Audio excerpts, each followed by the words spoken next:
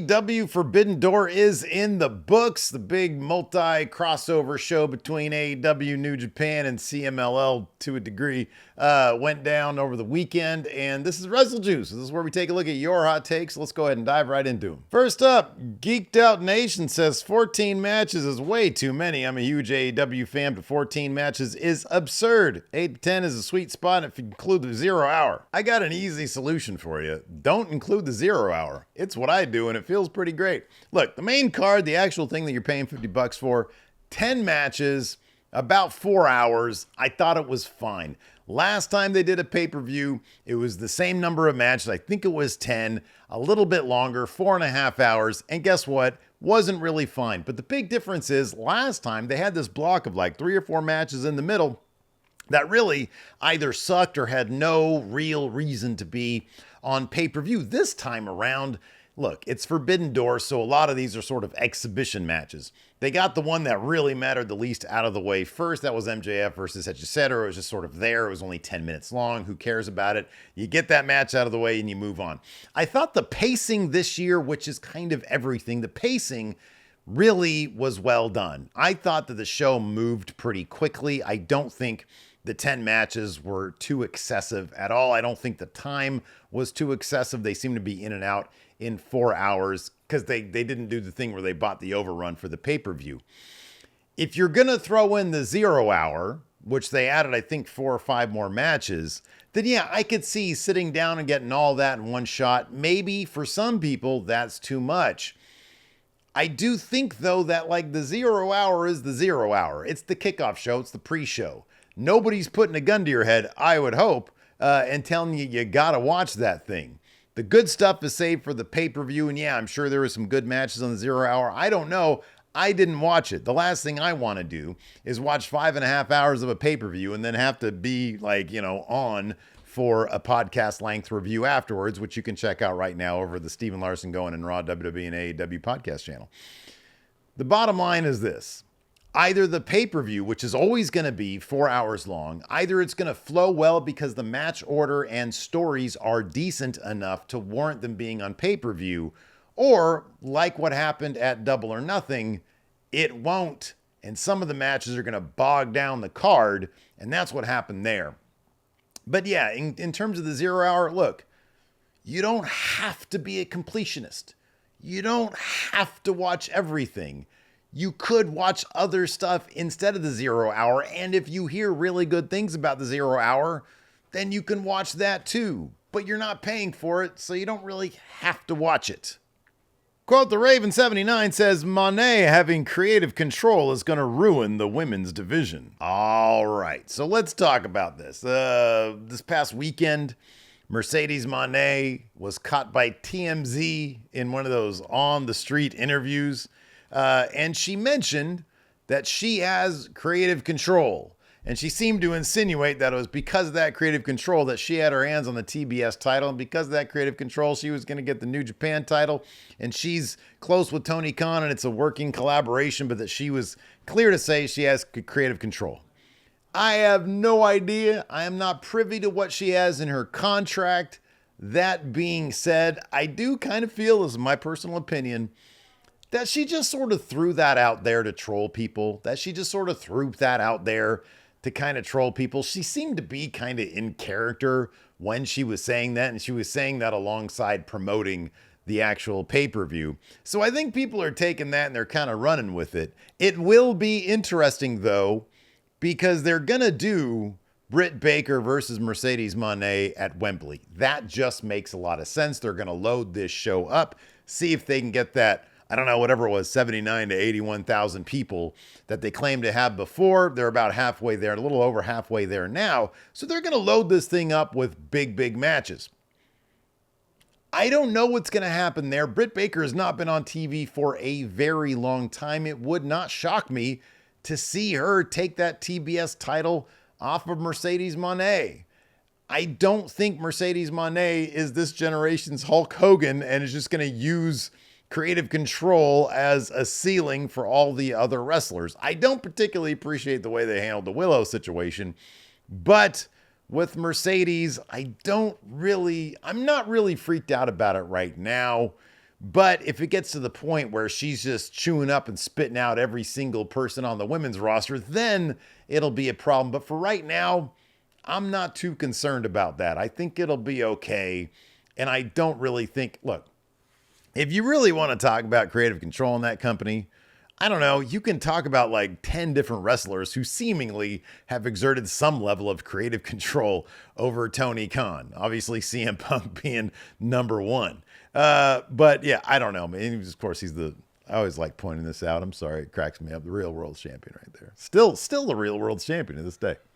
Anyways, I don't think it's that big of an issue, but time will tell. You Like Rice says Tony Storm versus Mina Shirakawa had the best build on the show. Also, the post-match was great. I really appreciate that in that match, they basically just did the match and told a really good in-ring story without Mariah May needing to be involved.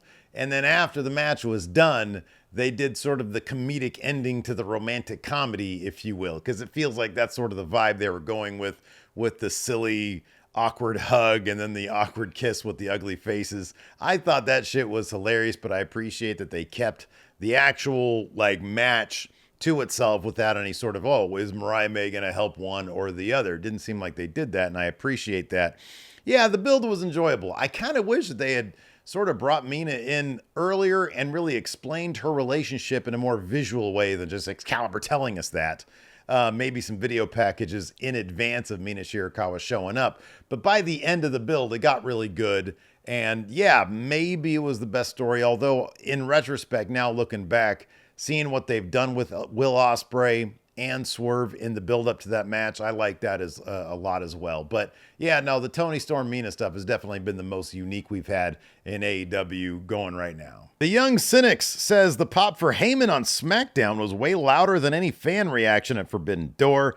AEW needs to work on a story that actually gets people invested. Haven't had one since MJF and Cole. I don't know if this is a situation where Tony Khan has simply decided, I don't want to do that kind of stuff. Because it does seem like, at least from what he said this weekend in like sort of the media rounds or whatever, he's very happy with the direction of the company. He's very happy with the direction of the creative, and he thinks that nothing really needs to be fixed. So it seems like getting stories that more revolve around what's going on in the ring as opposed to segments or moments like we get in WWE. It seems like that's the way they're going to go. And for me personally, you guys know, I got a reputation for being a little bit of an E-drone. What is this? I like the big Heyman moments. I love that stuff. I think that stuff really, to me, is an integral part of pro wrestling, but I also acknowledge that seemingly it's not for everybody. And if they end up, and I hope they do, get this big TV deal, then, hey, they're probably set. I don't know exactly if that philosophy is going to grow their audience. And there is some evidence to suggest that they've been losing some audience, but hey, it's not my money. Funky Space Man Island says Swerve and Osprey was a good match that didn't tell the Osprey isn't willing to do what it takes story they set up. Osprey had Swerve beat, then lost due to Callis' distraction. There's nothing to fix in a rematch like there would if, say, he was going to stab Swerve or do the Storm Driver, then chickened out. Long hot take, but I understand what you're saying. I don't necessarily agree with it, though. Or rather, I'll put it this way. I kind of agree with it. I don't think the distraction played into it as much as you're making out, though. There was the distraction. There was still plenty of match. Osprey kicked out of a couple finishers. He got the Storm Driver countered. He thought that was the ace in his pocket. He thought that would be the end all. He thought that would fix everything. He thought that, hey, kill shot is telling me I can't take the kill shot, so I got to take the kill shot. He tried it and he flubbed it because Swerve had an answer for it. I thought this match so far of 2024, this is my match of the year. I thought the story they told in there was absolutely magnificent because now it really is, and to this degree, you're kind of right. Where does Osprey go from here? All things in wrestling aren't static, though. Sometimes you got to get more wins. You got to add more to your arsenal. You got to figure out people even more than you had before. I have no doubt that Osprey is going to dethrone Swerve at some point, but now he understands it's not just a Tiger driver that's going to get the job done. I got to figure this out. It's like when the Bulls lost to the Pistons 2 years in a row. It's like, oh shit, what do we got to do to figure this out? And I like that story because I think they're going to tell a good one that has to do with what Osprey has to do in the ring. But first, it's obvious that he's got some business with the Callis family that he's got to handle because Don Callis is telling him to stab a human being, and that's just not going to work. But no, I liked it. I feel like in the build to this entire match, the entire build of it has been Swerve getting under the skin of Will Osprey. Swerve clearly demonstrating that his mental game is much stronger than Will Osprey's, who just shows up. He's happy to be here. He's, throwing some shade at MJF, telling Danny Garcia he's got a title match for the world title as well. He's already looking past Swerve. You're already looking past the AEW World Champion. And it's because he's had so much success early on in AEW that he feels that he can do that. Well, he just found out you can't do that. I think that's a pretty effective story. I thought that match was absolutely outstanding. Art Fracture says Stephanie Vaquer straight up outclassed Mone. They have to stop putting Mercedes over talent that outshines her. I don't know. Yeah. So here's the thing about Stephanie Vaquer. I was not familiar with her work, but my God, that woman should be a star. I don't know what company she's going to end up with here in the United States, but she's going to end up with somebody, and she's going to be a big, big deal if treated properly, if treated the way that she obviously should be treated. I'm not going to say necessarily that she outshined Mercedes, but when you have somebody that is that impressive and you've never seen them before, I could see how you'd pay more attention and be like, oh my gosh, this person's really, really good because I've seen so much of Mercedes Mone in the past. But yeah, Stephanie Vaquer, absolutely a breakout performance for people who have not seen her or seen much of her in the past. Funky Spaceman Island says, I'm 0-67 on seeing a good Naito match. Sorry, but he's always moved like he has Cybernetico's knees. Ouch, dude, come on. Back in 2017, 2018, Naito was having some pretty amazing matches. No, he can't move as well as he used to. That Destino is not a move for people with bum knees. They're really not. But I still love Naito. But yeah, New Japan has a main event problem because there really isn't anybody but him and like Tanahashi, I guess. And those dudes are way past their prime. The match with Moxley was not a good match at all. And it was for the IWGP Championship. So hopefully New Japan just needs to take a leap.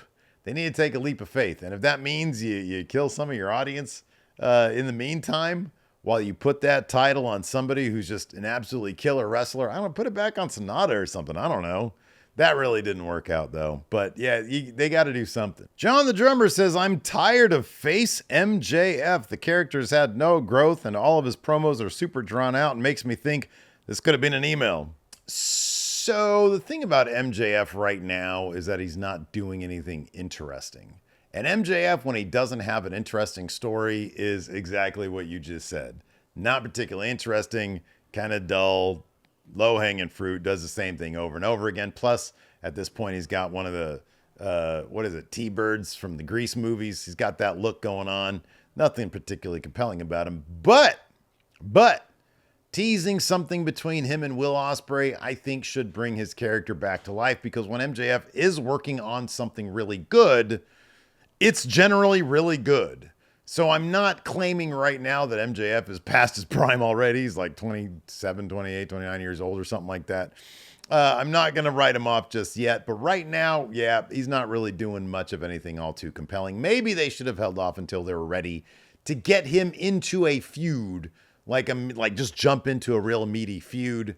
I don't know when Adam Cole is coming back, but he did the Panama Sunrise during his match with Echiseto. So maybe they're going to revisit that. Whether or not they should or not, I don't know. But yeah, I don't know. I'm not ready to write off the guy just yet. But yeah, they got to get him into a story for him to be interesting. All right, that's going to do it for your hot takes. Thanks for hanging out with me. I appreciate it. Be sure to hit that subscribe button and the notify bell so that you're notified whenever A, there's a new WrestleJuice video, or B, I got the community thread with the hot takes thing there in it. And you could put your own hot take in there or question or whatever I have in there. See you guys around.